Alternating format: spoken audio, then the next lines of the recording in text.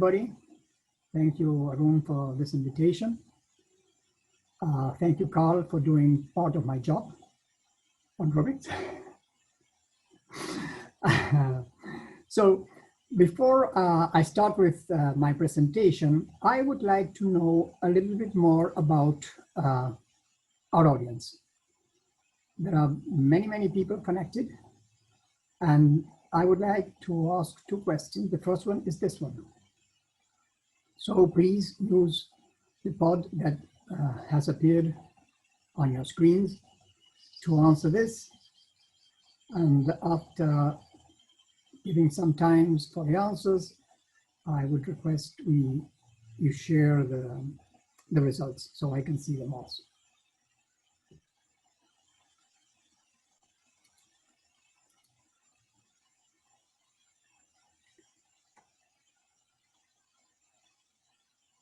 Can we see the results?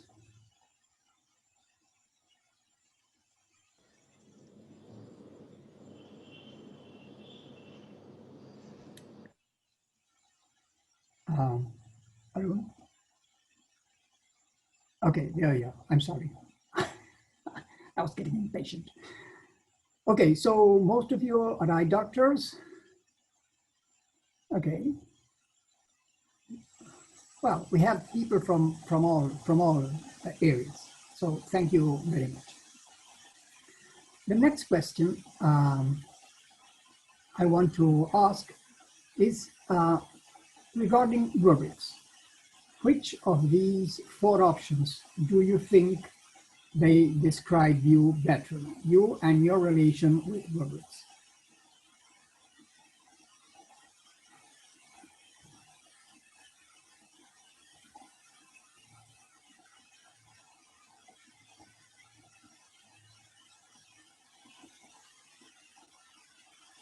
Okay, can we get the answers?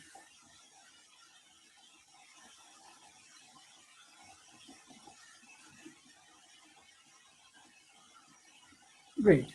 Okay. We have all kinds of participants, experts, and people that haven't just tested rubrics. So that's great. Because I have work for everybody. And this is to help me make this lecture better. For those of you that are new to rubrics, please ask questions through the question and answer pod. This will help me in the future explain better what I explain or add some topics I did not add. For those that are already using the rubrics, please comment on the chat, correct or add concepts that I didn't mention. This also will help me for future lectures. But please remember, questions should go through the question and answer, and comments should go through the chat. So the objectives of this presentation, by the end of it, you should be able to describe what a rubric is, identify the different parts of a rubric, describe good practices for applying a rubric, and describe a process for building and implementing a rubric. So let's start with what a rubric is. This is for all who are not well acquainted yet. And for going into this, let's make sure we are all agreeing on the explanation of these concepts. So what is a procedure? A procedure is a series of clearly defined steps for completing a task, such as examining a patient in the slit lamp, doing a surgery, examining a patient on the clinic. What is competence? Competence is the ability to do something well, measured against a standard, especially acquired through experience and training. And this also is the same in the three examples I gave before. So what is a rubric? As Carl said, a rubric is a scoring tool that lays out the expectations for an assignment. This is probably the easiest, shorter definition. If you want one a little bit more elaborate, we could say that a rubric is a coherent set of criteria for assessing students' work that includes descriptions, of levels, performance, quality on the critique. I will use an example at this time of the O6. And here I would also like to know how familiar are you with this rubric. So if you could have the question pod set up, please answer which option of these better describes you.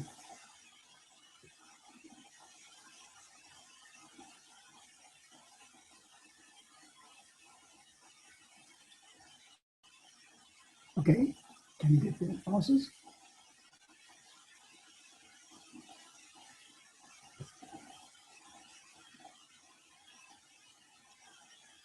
Great.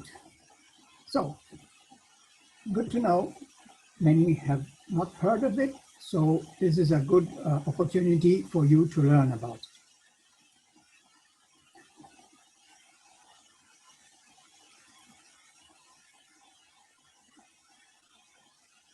So let us go in. By the way, I think I skipped a slide, but this rubric was developed by Dr. Carl Gohn. So this is what usually a rubric looks like. It's like a table with two headings, one at the top and one at the side. The one on the side reflects what are called the performance elements. These are the elements you will be assessing when you watch the performance of the learner. In this case, this is just the first part of the O6, where you assess how the learner introduces him to a patient, how he elicits the chief complaint, the history, and pertinent negatives, as well as the pain. On the top, you have what's called the category scale. This is where you will, by watching the performance of the learners, have to tick on which of these categories you think he has performed. And probably the most important part of rubrics are the descriptions of criteria. Because setting up the headers is easier, but if you do not have good descriptions of criteria, your tool will not be reliable. So why use rubrics? Well, they set expectations. It is very important your learners know what you expect from them. And you cannot expect someone to do exactly what you want unless you tell him or her exactly what you expect. The rubric also will help you use the same criteria to assess all your learners in the same way. It will help the teachers also assess in the same way all the learners, and it will be the tool or the guide you will be using for giving a structured feedback. We could spend a lot of time talking about advantages and disadvantages of rubrics, but I want to point out the two I think are most worth considering. And this is that this is a tool that helps you provide useful feedback on areas of strength and weakness of your learners and helps them improve. The second thing I want to point out that when it comes up to disadvantages of rubrics is that usually, unless all the criteria are well defined, it will not work as a valid assessing tool. Sometimes in workshops we run, I hear this, that the value of rubrics is reduced by the fact that those being assessed behave differently when observed. So now I would like the pop-up come up, and please let me know if you agree or disagree with this affirmation.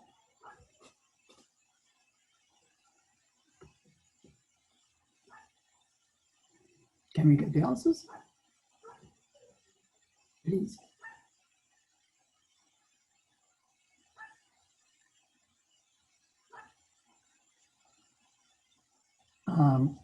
Okay, there they are.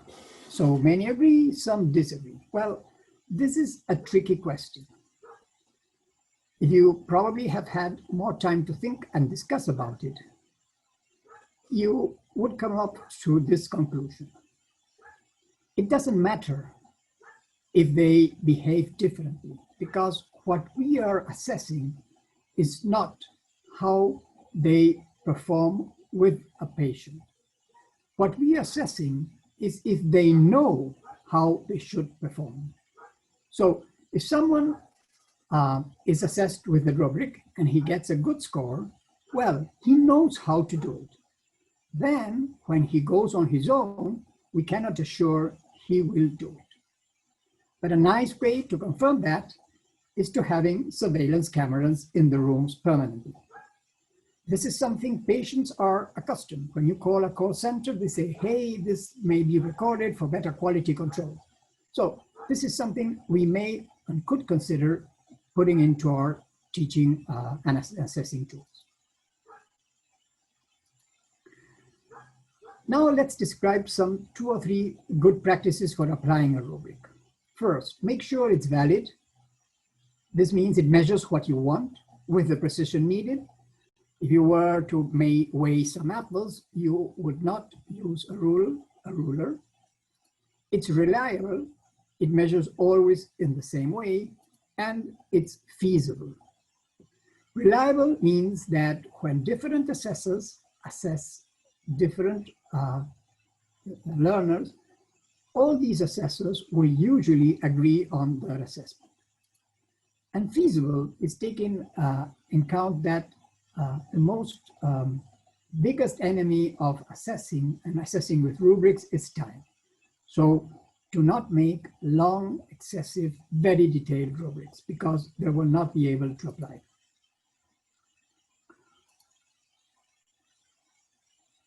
So once you have a rubric, there is a short learning curve everybody will pass. And this is something that when people that are new to rubrics get from the head of the department say, you have to start using that, everybody complains. This is too complex, this takes too long.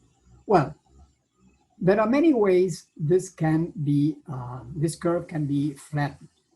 One of them is that when you get the rubrics, you first look at the last and the first scale. This just makes you choose. Is it this, a competent, or is it a novice? So if you can't tick one of these two, then it's easy. It's in the middle. It can get a bit tricky when you have 4 columns instead of 4. But anyway, this applies the same. The other important thing is to, every time you introduce a new rubric into your teaching group, have them practice with the rubric together. Have a recorded video or something they will be assessing in the future, and have them do the assessment. And then see how much agreement is while using the rubric. There are different things that can make that those who are assessing do not agree on the same thing they're watching. But there is one that's probably the most important I have seen. So this was going to be a question, but we may be running out of time. And I will give you the answer. What I think is that the biggest reason why people are assessing disagree when they look at the rubrics is that they are not using the rubric to assess.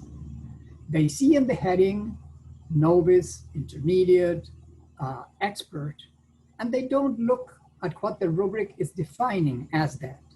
They just have in their head, for example, in surgery, what a beginner would look like, what an intermediate would look like, and that's what they use to tick the column they have to tick. So look at what the rubric describes you should be assessing. So what things make rubrics not as likable? One, there is a severe lack of time. So make sure that when you have going to give doctors the task to assess learners, give them protected life for that. Don't just have them assess this in the full office with full of patients. Give them protective time. Make sure, as I said before, they understand the knowledge. Many times there is a poor attitude. You have to have your teachers buy in to using rubrics. If they say, nah, I don't need this, I'm an expert, you're not going to get me doing this, I know when I see something done well, that's what I call poor attitude. So you have to fight about that. And the worst thing is that many times when you request, okay, please send me the rubrics on Dr. X and X you were supposed to assess during the last period, they send you the rubric, but they didn't finish it quite watching their behavior. They just keep in mind, oh, I've worked with him, so I think this is this, this, and this. So these are things you will have to fight against. And the other thing Carl talked about, and I will not go into that, you need to do the feedback very specific. So let's go into the last part of this and describe the process for building a rubric. There are some principles you will be able to read faster through once you get the copy of this that will be put up when we end, but you have to do clear descriptors, use specific and observable criteria, keep in it what is essential, don't make them too lengthy. Share with colleagues. If you create a lecture, share it with others and let them know what they think and make it better altogether. Apply it, test them, and then readjust. But let's suppose you're thinking on building a rubric on how eye drops are instilled. So you start with your table, then you define the elements you will assessing, in this case, if they explain to the patient how they handle the bottle and the drop installation. Then you set up the category scale. In this case, I've set does not meet expectation, meets some, and meets all. And then you go to the right. So here is where you put in exactly what you expect for a good performance. Then it's easy. You go to the first one, and here usually is easy to put in. They do not explain, they contaminate the cap and the tip on the bottle, the cup and the tip of the bottle, and they fail all expectations. And then in the middle, you just have to add something that's intermediate between these two. If you can make 4-column rubrics, that would be better. It would make it more granular. But if not, stick to 3.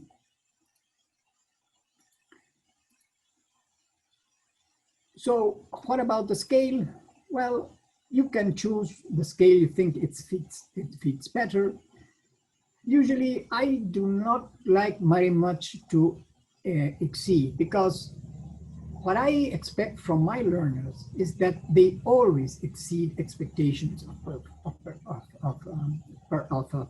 patients. So that's when I develop a lecture, I would like to set up high expectation for everybody and have them reach as many as they can. This is something good to use, novice, beginner, advanced beginner, and competent, especially when assessing people that are getting into training. So they can agree that they can be cataloged as a novice or a beginner when they are learning. What I do not suggest use this kind of thing: terrible, bad, enough, good. This is not nice. So here I finish. There is a lot written on rubrics. This book is a book I really enjoyed, and that you may get on the web. And summarizing, there are many reasons you should start using rubrics, because they set expectations, they set using the same criteria, they help giving structured feedback. Have them practice